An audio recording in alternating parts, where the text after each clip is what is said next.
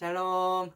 사랑하는 고등부 여러분들, 오늘은 마가복음 큐티 헌정대 38일 차예요. 성전 파괴의 징조들이라는 제목으로 마가복음 13장 1절에서 13절까지의 말씀을 함께 나눠볼게요. 오늘 본문 다 읽고 오셨죠? 네. 지난 시간에는 예수님이 서기관들의 위선을 비판하시고 생활에 필요한 전부를 헌금으로 드린 가난한 과부를 칭찬하신 이야기를 나눠보았어요. 위선과 탐욕을 내려놓고 하나님 앞에 참된 헌신을 하는 그런 하루 보내셨나요? 네. 오늘은 예수님이 예루살렘 성전 멸망에 대해 예언하신 이야기를 나눠볼게요. 오늘 본문을 나가기에 앞서서 두 가지 염두에 둘 것은, 먼저 예수님이 이것을 예언하신 것은 당시의 시대적 맥락에서 예언을 하셨다는 거예요. 그래서 먼저 당시 시대적 배경을 맞추어서 해석을 하고 나서 그리고 현재적으로 적용을 해야 한다는 거예요. 그리고 두 번째로는 단어 하나만 보고 글자 끼워 맞추듯이 해석하는 것이 아니라 13장 전체의 맥락에서 해석을 해야 해요. 오늘의 이야기를 세 부분으로 나눌 수 있겠는데요.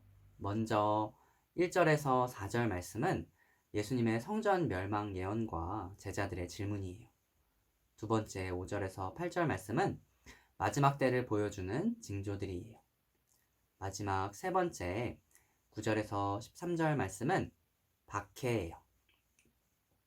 예루살렘 성전은 그 시기에 따라 솔로몬 성전, 수룹바벨 성전, 헤롯 성전이라고 불리는데요. 제2성전이라고도 불리는 수룹바벨 성전은 강대국들의 침략으로 인해 많이 손상이 되어 있었어요. 당시에 유대인들의 환심을 사고 싶었던 헤롯 대왕은 BC 20년경부터 수룹바벨 성전을 아주 크고 웅장하게 증축하기 시작했어요. 그리고 그가 죽은 지 한참 후인 AD 63년경에 헤롯 성전이 완성되었어요. 1절에서 제자들은 공사의 한창이었던 성전을 바라보고 감탄을 하고 있었던 거예요. 예수님, 저기 있는 성전 건물을 보세요. 정말 으리으리하지 않나요? 그런데 예수님은 아직 완성되지도 않은 저 성전을 보시고 무너질 것이라고 말씀하고 계세요. 제자들에게는 성전 멸망이 곧 종말과도 같았기 때문에 그 때와 징조를 물었어요. 실제로 AD 66년경에 일어난 유대전쟁으로 인해 예루살렘 성전은 결국 AD 70년에 무너졌어요. 5절에서 8절 말씀을 해석해 볼게요. 로마 황제 중에 칼리굴라라고 하는 사이코 같은 황제가 있었어요. 그는 특히나 유대인들을 괴롭혔는데요. AD 40년에 예루살렘 성전에 자신의 조각상, 황제상이죠. 그것을 가져다 놓으라고 했어요. 유대인들에게 성전에서 자신을 숭배하라고 한 의미인 거겠죠. 그것이 유대인들에게는 있을 수 없는 일이었어요. AD 40년부터 유대와 로마 사이에서 당장이라도 전쟁이 일어날 것 같은 상황이 이렇게 지속이 되었고 결국 AD 66년에 유대 전쟁이 일어났어요. 예수님은 아마도 예수님께서 부활 승천하시고 나서 예루살렘 성전이 멸망하는 70년 사이에 있었던 이런 혼란스러운 시기를 5절에서 8절 말씀에서 하고 계시는 것 같아요. 그때는 내가 바로 재림 예수다 하고 말하며 거짓 그리스도가 올 것인데 미혹받지 않도록 주의하라 라고 말씀하세요. 그리고 9절에서 13절 말씀에서 예수님이 부활 승천하시고 나서 있을 박해에 대해 말씀해 주세요. 구체적으로는 당시에 로마의 박해가 있을 수 있고요. 또 다른 해석은 유대 역사가 요세푸스에 따른 해석인데요. 당시에 열심당이라고 해서 젤롯당이라고 하는 유대한 종파가 있었어요.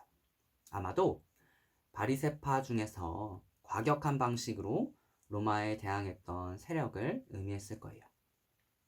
이들은 유대 전쟁 때 성전을 점령하고 자신들 멋대로 공회를 만들고 자신들의 반대파들을 척결했어요.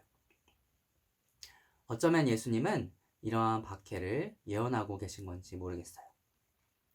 어쨌든 예수님이 부활 승천하신 후에 예루살렘 멸망에 이르기까지 닥치게 될 징조들과 박해에 대해 말씀하고 계세요.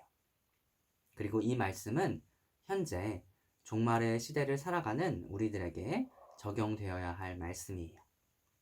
오늘 두 가지를 주목해 보면 좋겠는데요.